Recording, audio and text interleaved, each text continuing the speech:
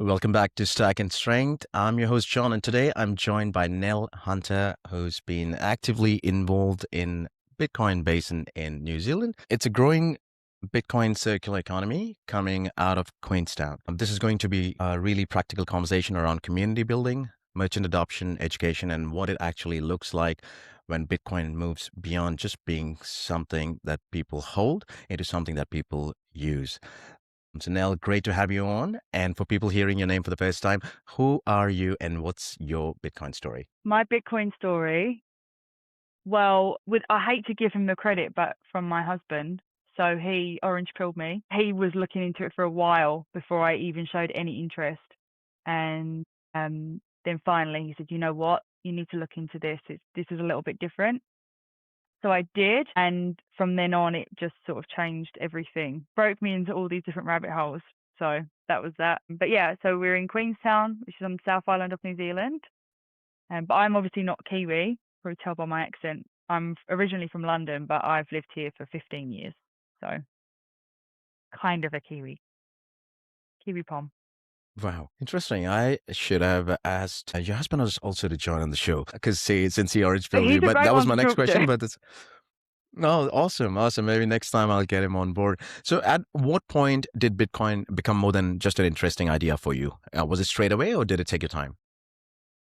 What it did is it opened up that can of worms. I'd never ever in my life considered money as anything but something that you just spend. I'd never even thought about it. And then what Bitcoin did is made me question where money comes from and that not all money's equal. And I knew from just general life that some currencies were better than others, but I never really questioned why that was. And then once you start questioning why some currencies are stronger than others, you start breaking that down. And then the big one was understanding that we used to be backed by gold and now we're not. And that for me just blew everything apart. And then I started reading and listening, and there's no way back. Motivated Once a you're down lot that by road. a bit of anger, I think, about the corruption of it all. Just like, this is crazy. This cannot be true. And why is no one else questioning it? And So, yeah. what did your early Bitcoin journey look like? So, what were your biggest misconceptions you had at the start? Being not a very technical person, to me, I just thought it was computer nerds. I thought that there was no way that I'd understand this protocol, what it was. I didn't understand how far Bitcoin had come, how accessible it was. So I just wrote it off as something that I would never be able to understand. And I don't think I ever will really understand it. But there's a big bridge now where normies like myself can get in that Bitcoin space. You don't need to be a computer scientist. And then surrounding yourself by other Bitcoiners, you realize that we're all different. There isn't this one type of Bitcoiner. Maybe there was a little bit more of that in the beginning, but now it's every walk of life, every type of person just trying to understand about money. So, That's all. how has Bitcoin changed the way that you think about money, time, and the future? Everything, absolutely everything. I see money more as an energy now. Um, and we often talk about sovereignty. And I think that the goal now has become living a sovereign life.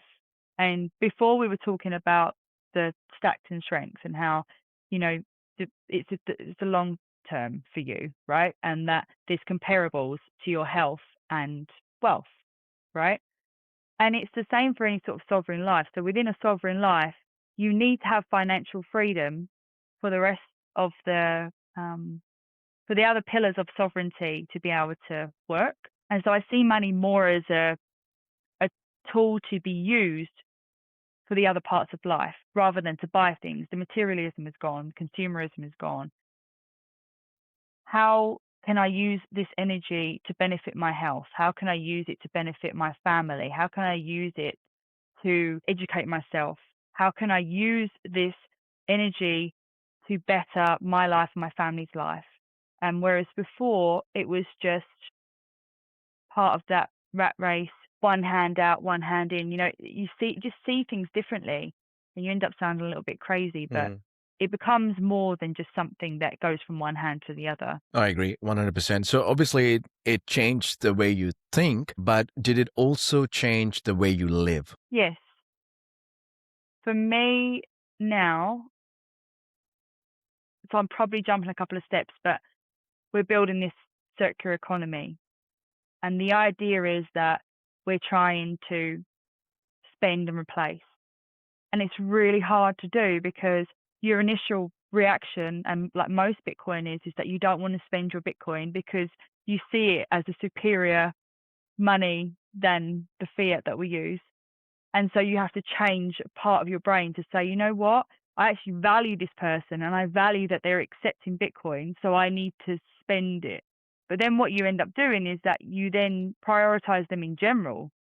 And it it just makes every relationship a little bit more focused on community rather than so I'll go out of my way to support somebody who's accepting Bitcoin, who also happens to be part of my community, rather than going to that big shop because it's easier and quicker. Interesting. Since you mentioned circular economy now, you are involved with Bitcoin Basin, and I think this is one of the most exciting parts of the Bitcoin movement, actually building something on the ground. For people who have never heard about it, what is Bitcoin Basin? So the Bitcoin Basin is an area,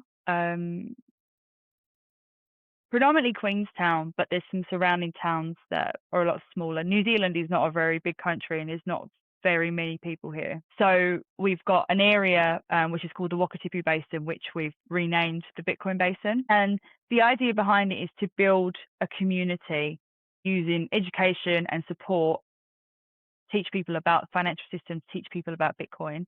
And then more so is to create this Bitcoin circular economy.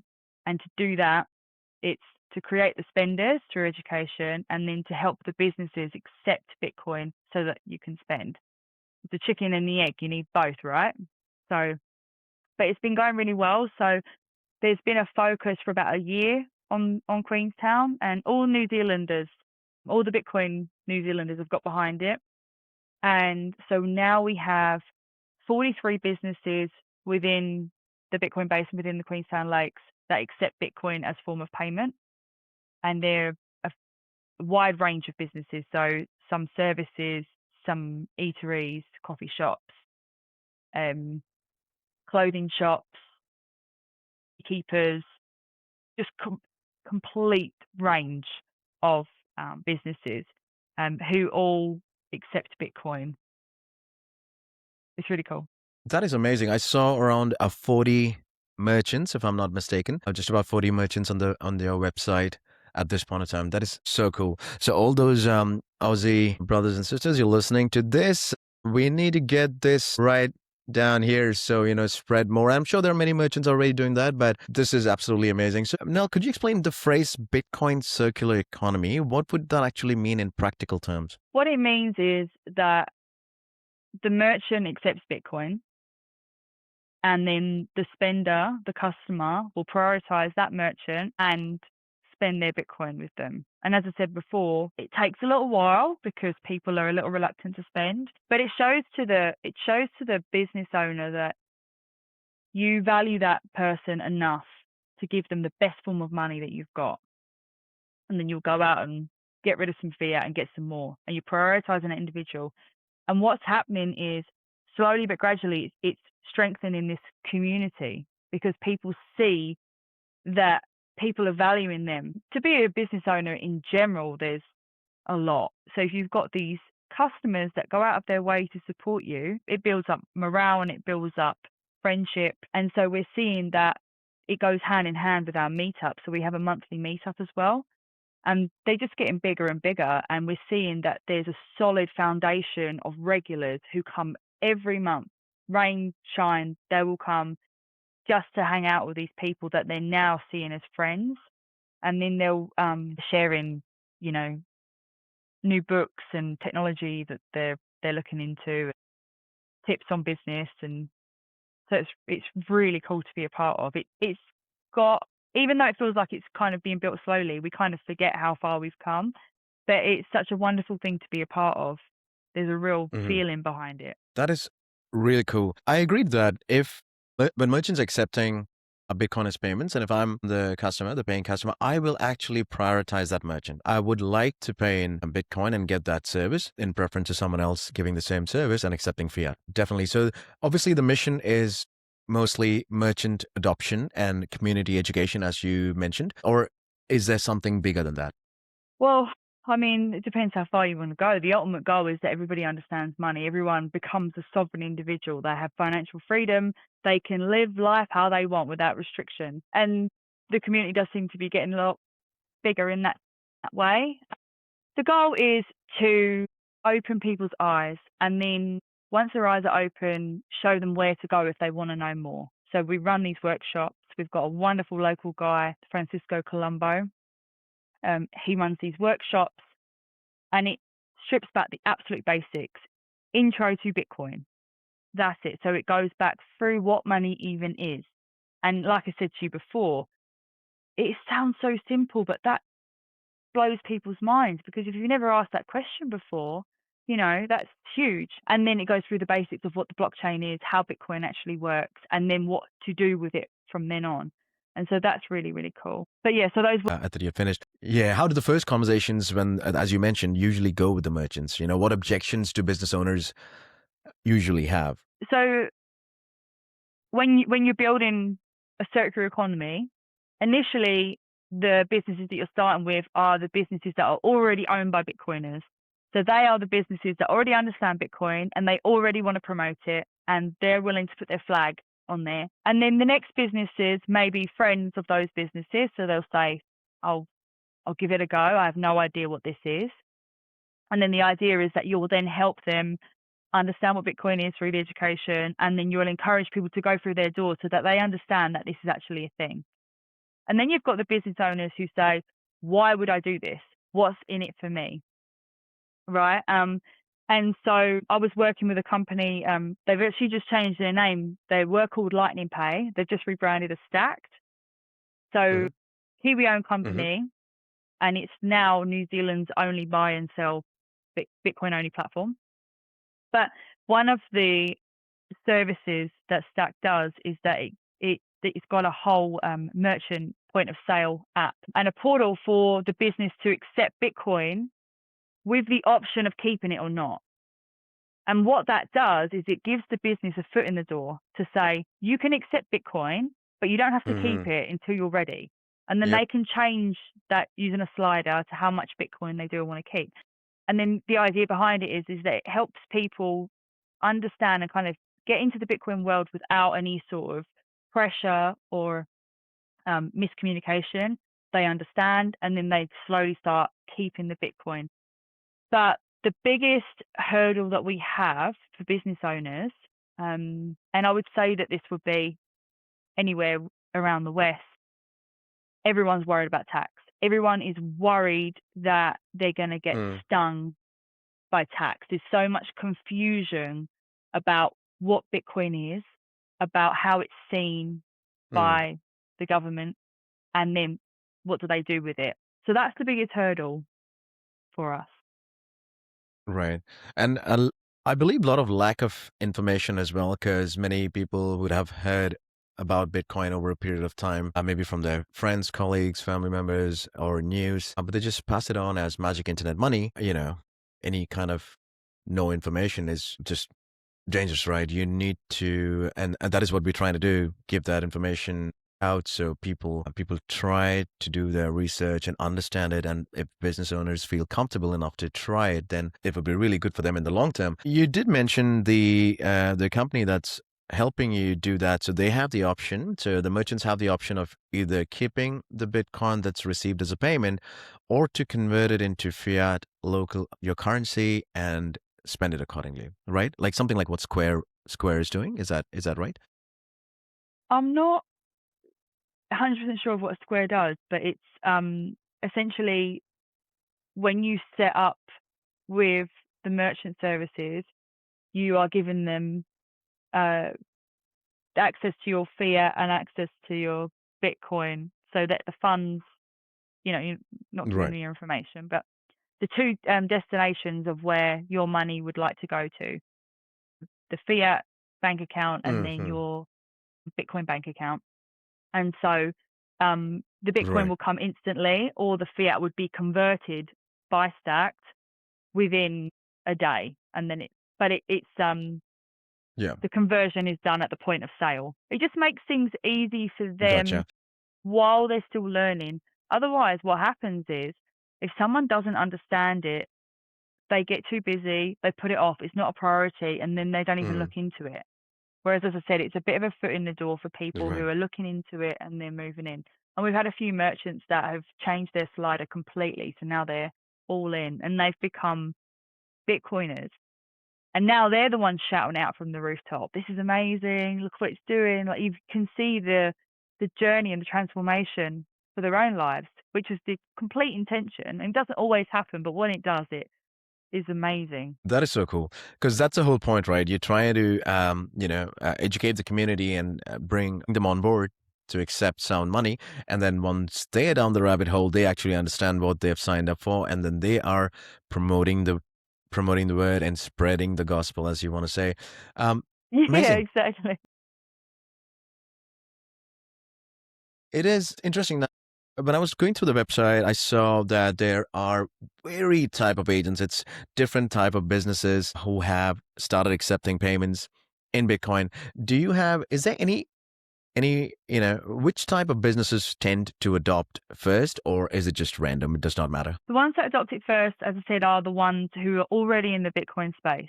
So there is no particular Yeah. industry that would accept it. The Right. eateries tend to be the most keen to think about it because it's a lot of small transactions. So to them, they're not too worried if something was to go strange that they didn't understand, and they're willing Mm, to give it a mm, try. So we've had a few restaurants that would like to try it out. They're almost giving us a tester run, and to us, we're like, mm-hmm. this is going to be great for you, but if you think of it as a favor for us, that's fine. Just give it a try. And we've got some businesses that actually have never Right. had any transactions, but they've still got that Bitcoin flag up and still saying, I'm willing to accept it, I'm keen to accept it. They tend to be the larger, your builders or any sort of construction groups. But Mm, the flag is still there. And so that means that the mm, conversations still happen because someone will say, why do you accept Bitcoin? Why are you happy to have that mm, associated with their name? And then that opens up these conversations to, mm, well, Bitcoin is better money. Bitcoin is, you know, mm. sovereignty. But we do have Yeah, I think this one is of where the the. most one of the most No, sorry, go ahead. successful You go ahead. stories that we've had is we've got this barber shop, and it's a really cool barber shop, but it's on this industrial road, and you can't understand why they're always busy. But this guy, really, really great people skills, great barber. He's just constantly got Mm, people coming through. He's mm, done an amazing job. He started accepting Bitcoin, and now he's, what did you say? He's preaching the gospel.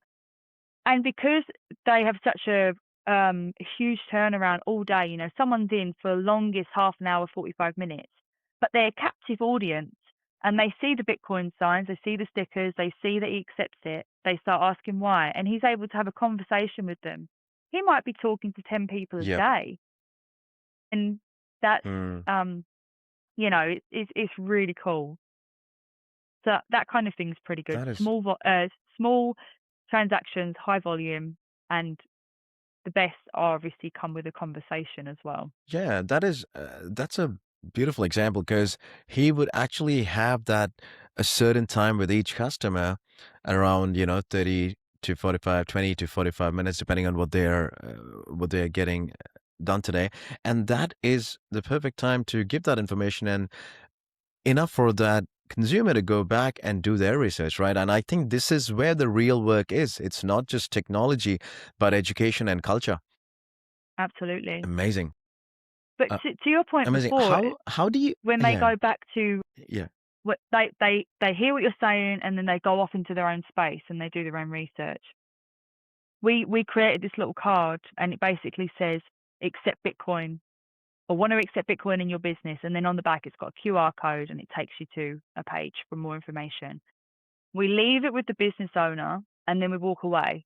And the idea behind it is it becomes a non-confrontational way of orange pilling someone. Because when you start talking to anybody about something that they don't understand, their first reaction is to get stressed and tense, and they don't want to talk about it because no one wants to feel stupid. And so if you're giving them a little bit of information that they can take away, then often they do go off and find out more because they want to be prepared for the next time it comes up. They can talk about it. So that's been another good one. 100%. That was about to be my next question, that how do you educate people about Bitcoin without overwhelming them? And that's there, right? You don't want to overwhelm them with too much information, because this is what I face as well. Because sometimes it happens that you're trying to give information to people and just being good, try to give that information, and it sounds like a sales pitch for Bitcoin. But it's very hard to make people understand that, I'm like spec in that desert. It doesn't matter, right? I cannot do any sales for Bitcoin. I'm just trying to give you information, and it's better for you to have this information and be prepared for yourself and your next generation, especially with what's happening around with your money that's getting debased by the minute. Interesting. Have you had? The way you say, yeah, you're not getting a cut. You're not getting any commission off this. You just want people to know the good news. Exactly. What you just mentioned, Nell, about the card. So those cards that you meant that you can drop off at businesses. Is it only for New Zealand, or it could work anywhere? I'm just seeing if I've got one. Because I think I did see it on your website. Yeah, I did see it on your website. Here we go. I have got one. Because nice.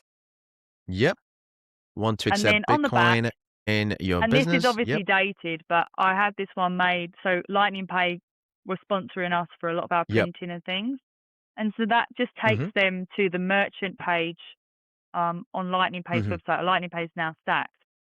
And then it gives them the link to the merchant services so they can go, oh, okay, why would you accept Bitcoin? And then hopefully, because that page is linked to a lot of other education pieces, lots of, regularly asked questions, people just start reading about them. The other one is that, we do a lot of, door knocking. So I'll go around and just introduce myself and talk to business owners and see if they're interested to come to the next meetup or if they want to come to a free workshop. And quite often, a lot more than you would actually think, people say, I'm not interested. I've had crypto and it was awful. And they've had a bad experience with crypto. And so they have no interest to learn anymore. Stung. And I'll say, well, at our meetups, 95% of the people there will share those same feelings about crypto and have been stung by scammers. And I've not heard of a perfect Bitcoin story when someone's just walked straight in and had a great time. Yes, you have often learned the hard way. As they say, all roads lead to Bitcoin. And I could say that because the first crypto that I ever purchased was Bitcoin. And really? after that, that was Bitcoin. But after that, and this is like pre-COVID or around that time. But after that, I delved into the crypto casino. And because like a kid at a candy store, I got distracted by the shiny new objects, the shiny new toys. And I'm like, yep, this is the next thing. This is the next big thing. And this is what's going to make it happen. Nope. Everything else is a scam, guys. Just to make this clear, right? All the wider crypto noise, right? You can call it Ethereum, XRP, Solana. And I know all these guys are going to come at me, Casper, whatever. There cannot be a Bitcoin 2.0. There is, as Mr. Saylor says, there is no second best. There cannot be another internet. The internet already exists. If tomorrow some dude comes in and say, yeah, I've got the better internet, we got internet 2.0, let's start using internet 2.0. No, it doesn't work like that because it is already an infrastructure set on it. There is a protocol set on it. You're not going to change something that's been working for the past so many years to try something new. That's exactly the same case with Bitcoin. For the past 17 years, it is the only decentralized crypto that has been successfully doing what it was meant to do from day one of Genesis block, from January 3rd of 2009 till date. TikTok next block. It doesn't matter what happens anywhere. It doesn't care about what's happening with any in any political scenario in any nation. It doesn't happen who's winning which tournament. It doesn't happen what's happening in the world. It still exactly runs the same way it's meant to run. Right? The code hasn't failed. The code continues to run the same way. So that is the difference. That's how I would like to tell people, no, I'm only talking about Bitcoin, not crypto, right? Let's say not any other crypto. So because I get this often as well. Oh, so are you saying we shouldn't get Solana or Ethereum? I'm like, no, it's as simple as that. No. What have you, and I've been guilty. Like I've been guilty. I've only been, because I know this because I've been there, right? And I've experienced that firsthand. And yes, there were really good moments for me as well, but eventually I realized all of them failed to do what they were Yeah. promising to do, right? So now, out of that experience of yours, right, what have you learned about the best way to introduce someone new to Bitcoin? Like I know you mentioned, giving that information and letting them write it. Do people actually connect more with the technology, the economics, or actual value? I think human beings are consistent in that we're all driven by self-interest. We can say we're not, but we are. Mm, But mm, yeah. it could be different reasons, right? I think that most people generally come to Bitcoin because they want to make money. So we get a lot more interest in learning about Bitcoin, in becoming a Bitcoin merchant, in coming to the meetups when the price is high. And that makes sense. And, you don't Mm, blame people for that. mm, So mm, the majority of people do come because they want to understand how to make money. And so mm, that's the regular one. But I often use the analogy of planting a seed. So we'll talk about mm, Bitcoin for whatever reason that self-interest might be. So, you're struggling to get by. Have you looked into ways of investing? Have you looked in different investments? mm, It really depends on where the person is. If they're quite freedom-minded, if they're quite sovereign-minded, they're not quite keen on the mm, government or, things like that, then you could explain to them about what decentralization is. Explain, to your point before, Bitcoin isn't owned by anyone. It's not controlled by anyone. That was my mm, reasoning between Bitcoin and mm, crypto. If there's somebody mm, controlling this, if there's a person or an entity or a group controlling this, then at any point they can change things mm, in the same way that our money system is corrupted. It's exactly the same.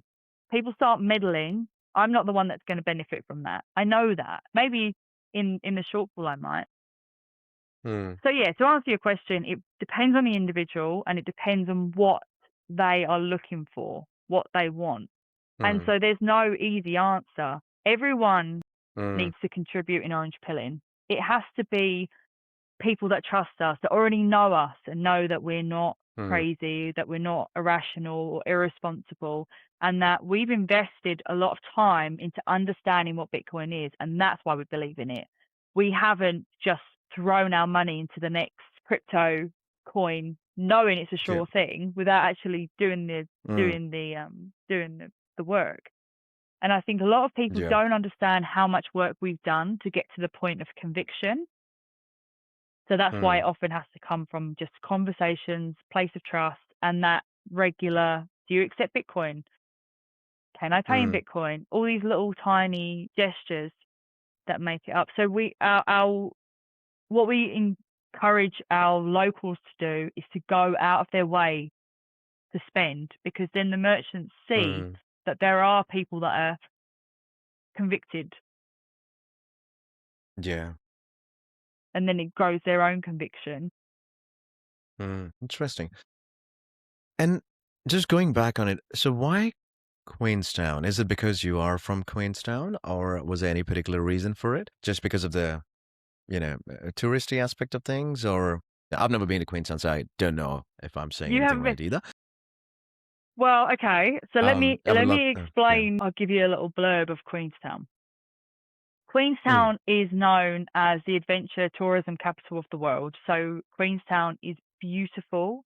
known for bungee jumping, skydiving, skiing, all the adventure sports. Now we're real popular for downhill bikers. We've got lots of really cool trails. So it's a place that people come to, a destination. New Zealand. Have you been to New Zealand? Not yet, not yet. But we were planning to do that this year. So, as I said, I've got a 15-month-old, almost 16 months, and I just wanted her to get a bit more, like, before for air travel and stuff like that.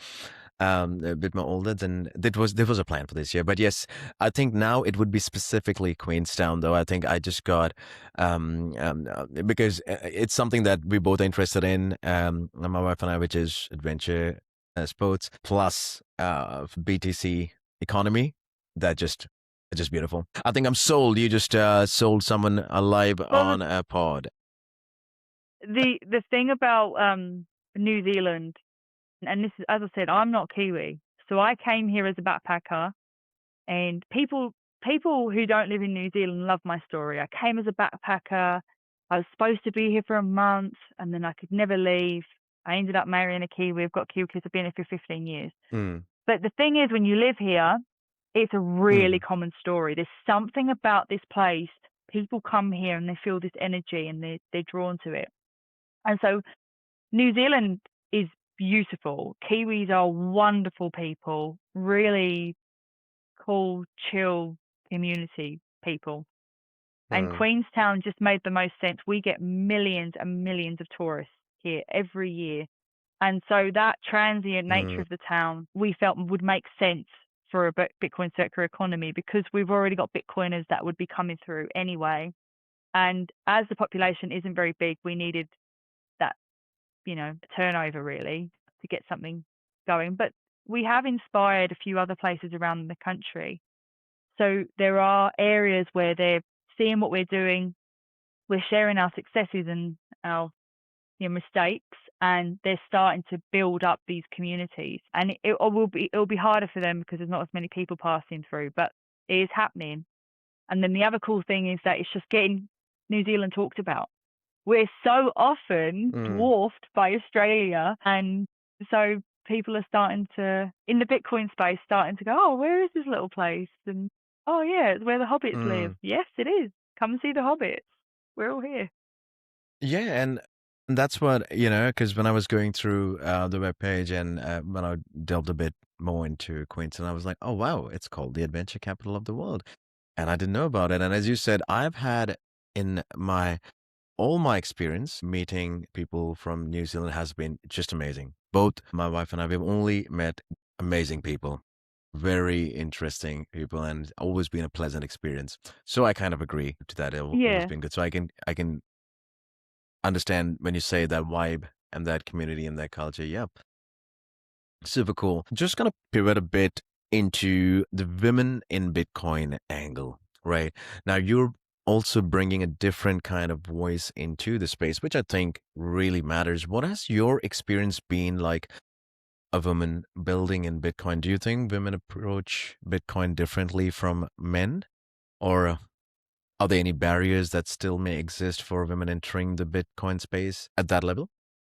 I think the biggest thing is interest. As I said to you, I had no interest in learning about it. I did not care. I was quite happy for my husband to invest and make us some money, and I would have just, done other things. And I know that I'm not the only one.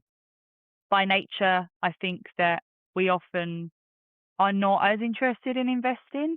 I spoke to a financial Mm, advisor, radical mm, investing in New Zealand, and I asked him, do you see many women in the Bitcoin space? And then we mm, moved on to women in the Bitcoin space, then women in financial investing, full stop. And it mm, does seem to be that there needs to be a reason before women seek it out. And so often the women are mm, divorced. And so it comes from a need rather than mm, an interest. Whereas I think, and mm, I am assuming here, but men seem to have more of an interest to provide and to grow for their families, mm, just mhm, built in innately. And so unless something happens in your mm, life where you need to look into building investments, women tend not to be the ones to Mm, dive straight in. And I think also probably a little bit more mm, cautionary as well, a little bit more risk averse. yep. You've got a daughter, I've got a daughter and a son, and the difference in their risk management Mm, is completely different. My son will dive first and worry about it after, whereas my daughter is checking things out yeah. on when I, it's just we're just different. Yeah. Yeah. It's just I think that's just a guy thing to do. Do it first and think about the consequences later. Yeah. It's interesting. It's interesting, Neil. With me and my wife, it was kind of similar. It's similar because I was obviously the first to go into this space, and I will constantly talk about it. Eat her head about it, and then eventually make her look into it, read into it, and stuff like that. And now today, I mean, I'm so happy and proud that she's been completely orange pilled. She's been stacking those sats for rainy day funds. I mean, we do have some fiat, but then apart from the point that she consistently stacks for, she has this wallet which is called rainy day funds.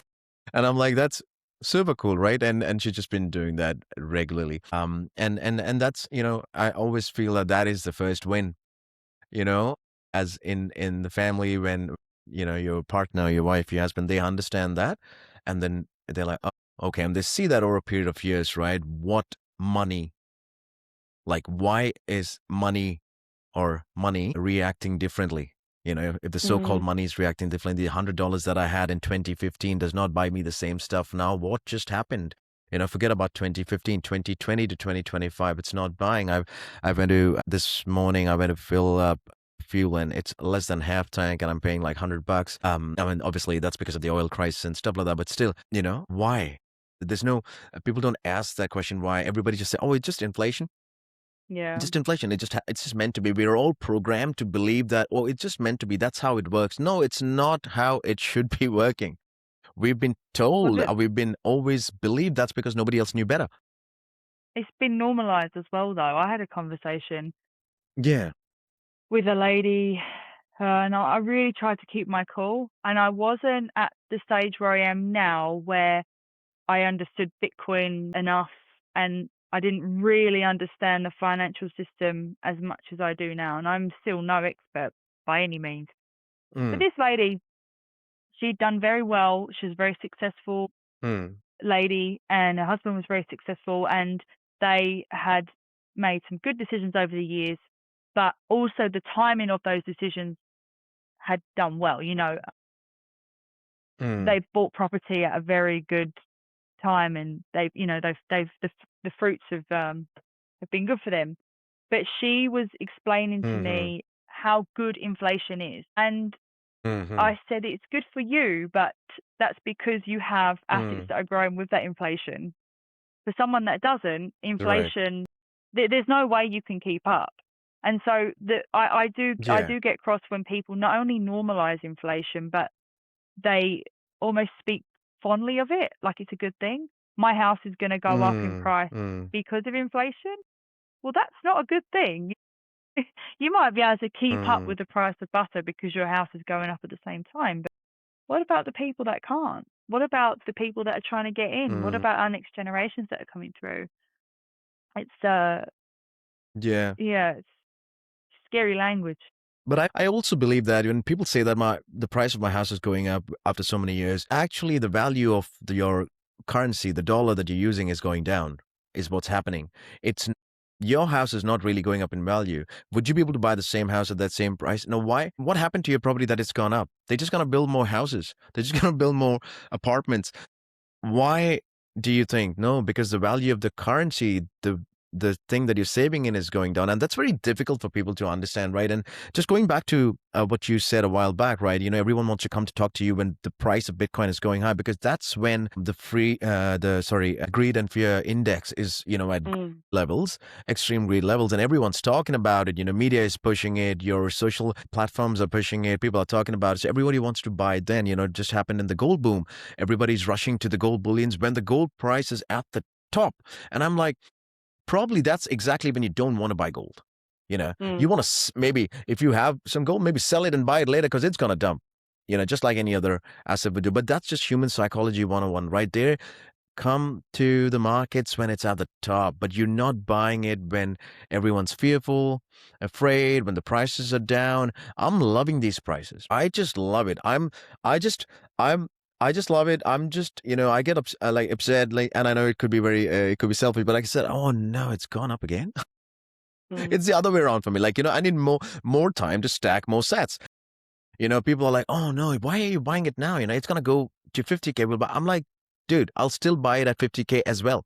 If it goes to 40K, I'll buy even more if I could at 40K. It doesn't matter for me if I'm buying, I was buying at 100, 110, 90, doesn't matter, That's right. 16, 17, 20, 25, 30. Nothing's changed. So that's the whole point. You But consistently that's dollar come cost from a average. journey though, hasn't it? Yeah. That's your Absolutely. journey Journey from and, education. That's how you get conviction. You didn't start off thinking that mm, way, right? You have to kind of I dabble and wish. fall and learn, and I think Yep. we as human beings, we're emotionally driven creatures. And so that's why education is so important. And I don't mean even schooling. Absolutely. I mean actual understanding, forming your own opinion on something. You know, if I said to you, why are you a Bitcoiner? You could tell me for hours why you're a Bitcoiner because you have educated yourself Yeah. enough to have conviction and to back your own corner. Um, and I think the emotionally driven people are driven because they don't understand the environment they're in. And that is where the fear comes in. Fear is just into uncertainty. And it still gets scary when Mm. price goes down with your conviction, but the more conviction you have, you're standing strong, aren't you? No, 100%. You're spot on there. And it was a journey.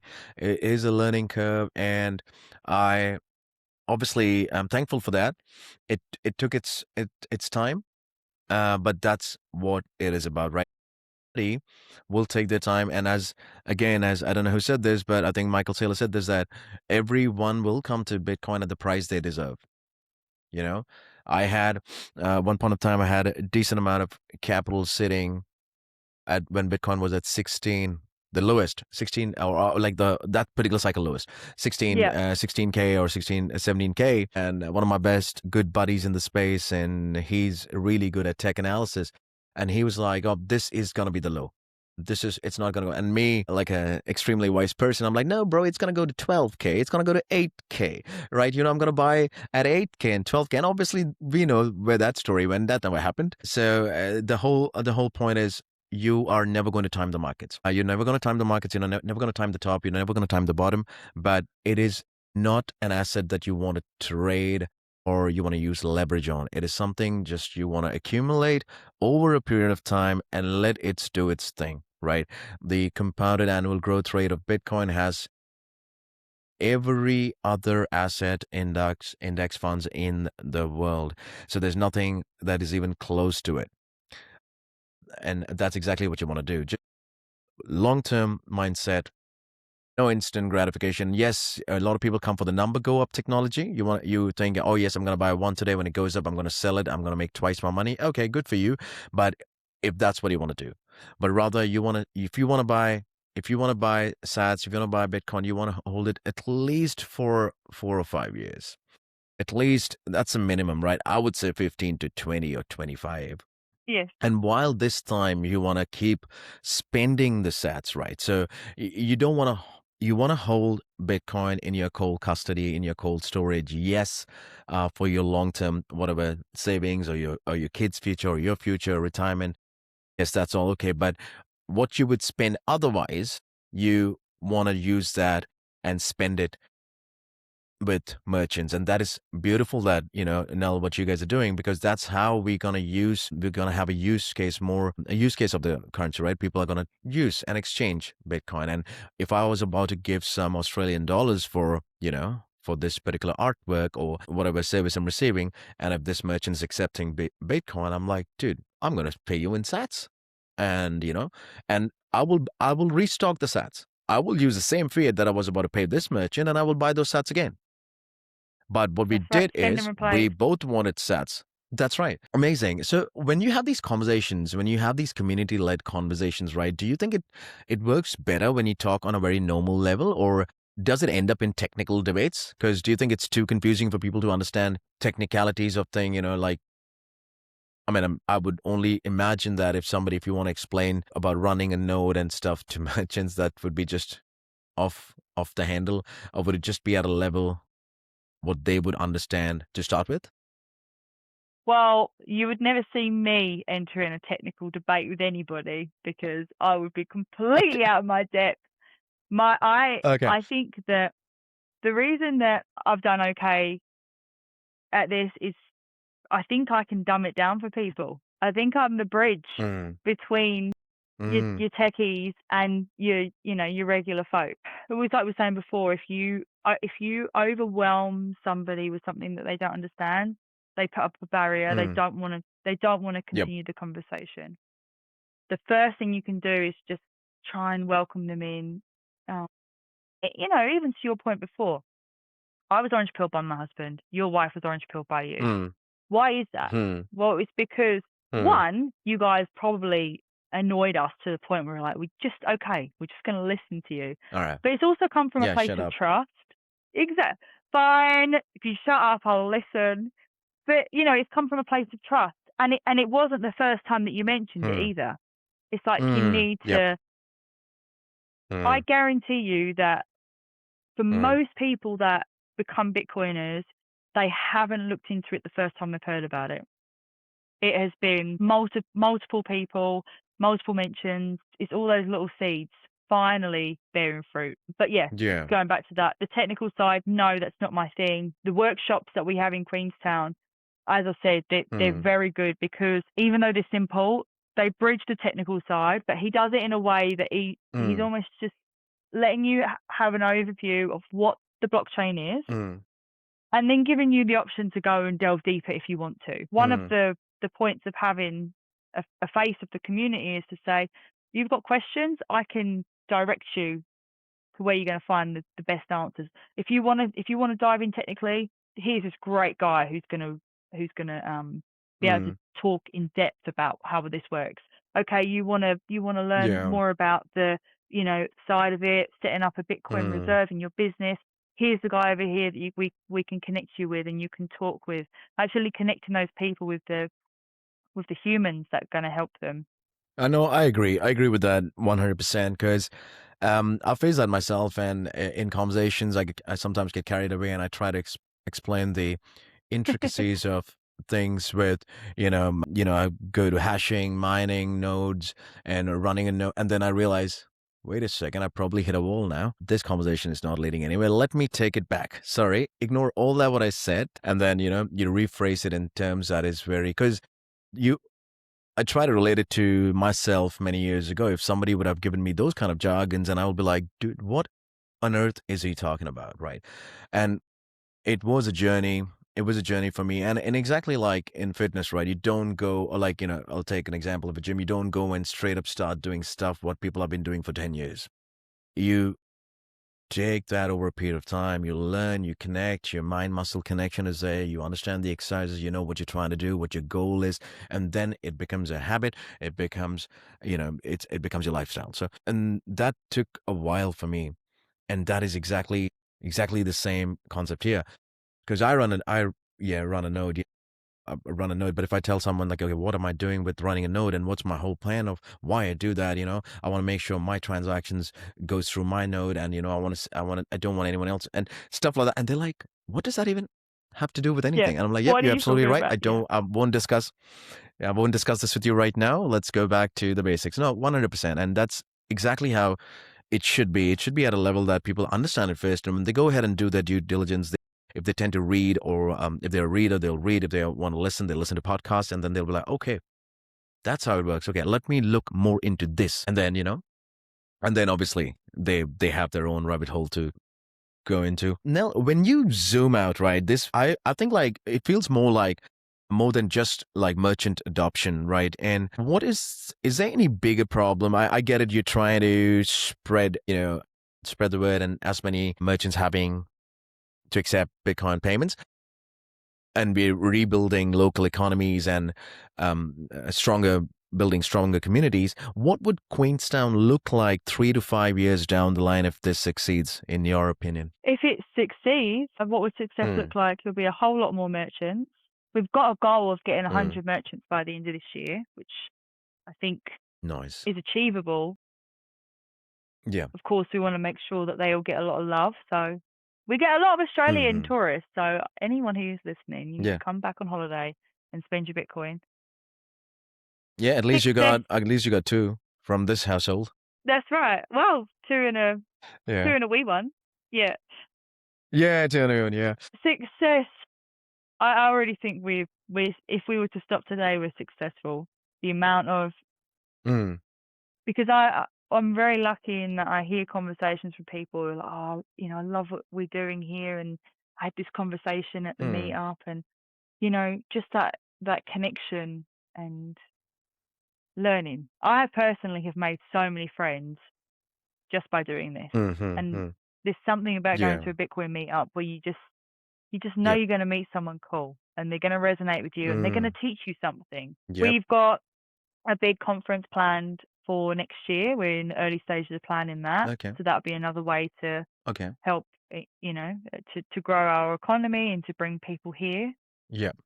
And we'll be announcing that shortly. I don't even know if I should have told you that, but anyway, it's going to be No, fun. don't worry. If you want, I'll edit that out. No That's stress. okay.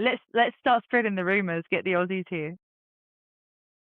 All right, guys. So you heard it first here on Stack and Strength. Now, could this model be replicated in other towns and cities? Yeah. What would another community need to start their own version? What are the first practical steps? When we first started this, I started looking at Mm, circular economies around the world and seeing what they were doing and trying to replicate it. right. And of course, the most famous ones will be Elzonte. I was following Ekasi in South Africa and a lot of Mm, different economies around the world. And after a while, I realized that we were different. And the reason that we were different to them is that we have a completely different environment. West, mm, the West, I feel, is still under the illusion that our money is good, that our government has mm, our best interest at heart, and that mm, we are successful.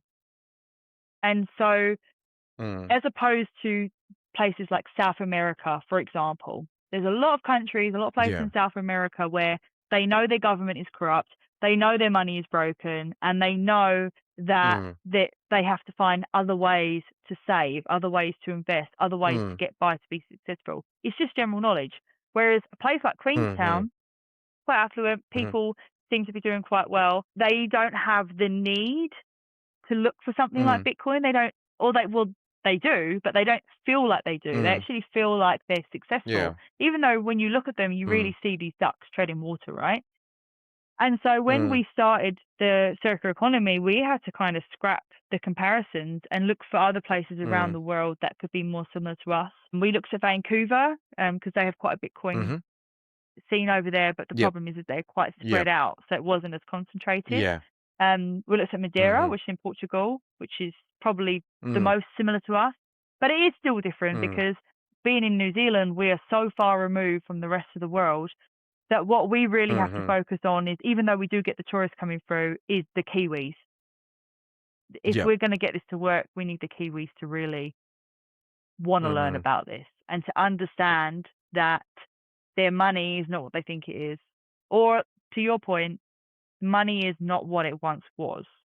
You cannot get Yeah. today what you got yesterday. You cannot live the life today that your parents lived.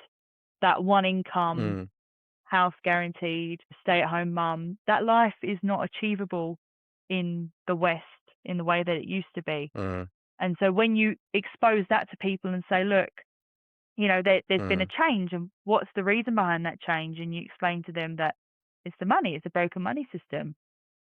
Ah, mm. Maybe I need to get in touch with you guys to spread the Bitcoin basin in Melbourne. We need to no, have well, more towns built. You need to have what you need to have. Sorry, I realize I didn't answer your question. Okay. What you need to Yeah. have is you need to have a dedicated group of people in your Mm. community.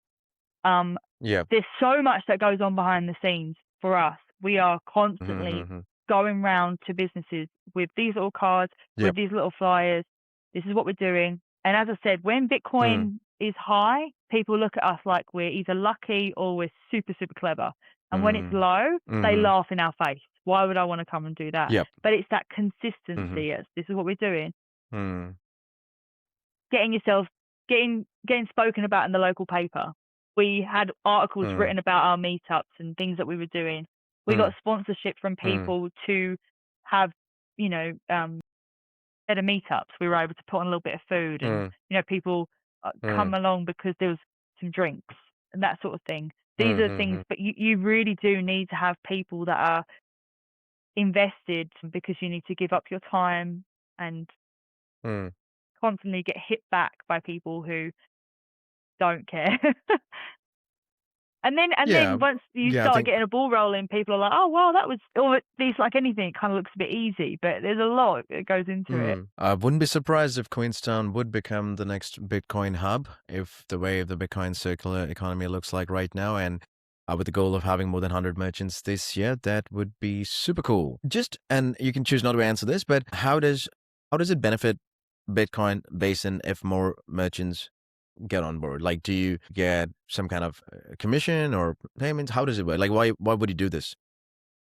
And that's actually something we get asked a lot, like, "What's in it for you?" Um, Mm, it's the mm, same as spreading the love, you know? Do you know what I use? This is an analogy I use. If you were mm. on the Titanic and you knew that it was gonna sink, you knew the Titanic was gonna Yeah. sink, you knew where the lifeboats were, would you jump on the lifeboats by yourself, or would you be screaming from the Mm, top of your lungs whilst running to the lifeboats?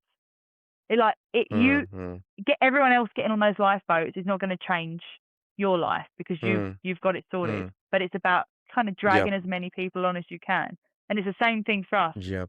The Bitcoin Basin's success, I mean, I guess one benefit is boosting our egos. We love a good ego boost, Mm.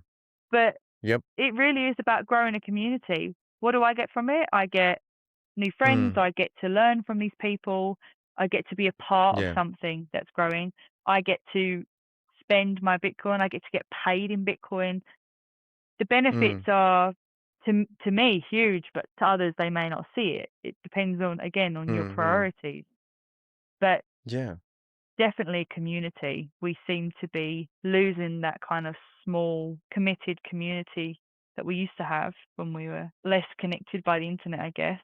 Yeah, 100%. I actually believe that because I don't know about you, but when I was growing up, well, internet was a bit after, but there was no phones. There was nothing to distract.